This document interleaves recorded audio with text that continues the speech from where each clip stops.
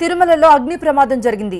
Bank complex వెనుక ఉన్న SMC అతిథి గృహ సముదాయాలలో మంటలు చెలరేగాయి. ఈ ప్రమాదంలో గెస్ట్ హౌస్లో 264వ గది పూర్తిగా అగ్నికి ఆహుతైంది. చుట్టుపక్కల ప్రాంతాలకు కూడా మంటలు అంటుకున్నాయి. పక్కనే ట్రాన్స్ఫార్మర్తో పాటు ఒక రెస్టారెంట్ కూడా ఉండడంతో భయాందోళన నెలకొంది. అయితే అగ్నిమాపక సిబ్బంది ఘటనా స్థలానికి చేరుకుని మంటలను ఎట్టకేలకు ఆర్పేశారు.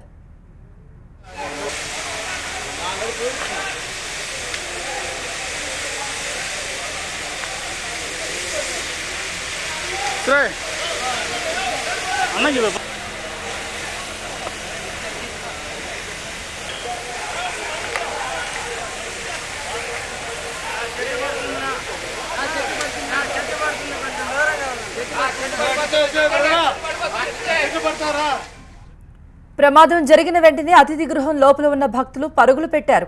అగ్నిమాపక సిబ్బంది సకాలంలో స్పందించడంతో పెను ప్రమాదం తప్పింది. ఫైర్ ఫైటర్స్ తీవ్రంగా శ్రమించి మంటల్ని ఆర్పివేశారు. ఈ ఘటనలో భక్తులెవరికి కూడా ఎటువంటి గాయాలు కాలేదు. అందరూ క్షేమంగా బయటపడ్డారు. అగ్ని ప్రమాదం జరగడంతో తాము భయాందోళనకు గురైనట్టు చెప్పారు భక్తులు. அப்போ திடீர்னு மழை பெய்யுதுன்னு நினச்சோம். நாங்கள் ஒரே சத்தம், ஜன்னல் வழியாக பார்க்கும்போது ஏதோ அப்படியே சிகப்பு கலரில் லைட் எல்லாம் வந்துட்டு இருந்தது. அப்புறம் தான் ஐயோ நெருப்புன்னு எல்லாரும் எழுப்பி கூப்பிட்டு வந்தாங்க. பாப்பாவை தூக்கிட்டு ஓடி வந்துட்டேன் நான். పక్కన మంట వేసుకున్నాను, చలి మంటలో.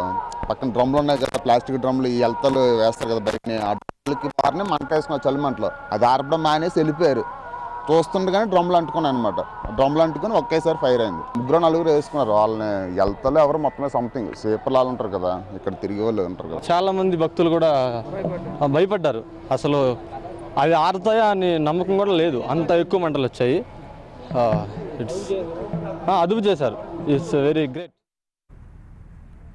అయితే ప్రమాదం ఎలా జరిగిందనే దానిపై ఆరా తీస్తున్నారు అధికారులు. కొందరు ఆకతాయిలే నిప్పు పెట్టి ఉంటారని అనుమానం వ్యక్తం చేశారు విజిలెన్స్ అధికారి చిరంజీవి.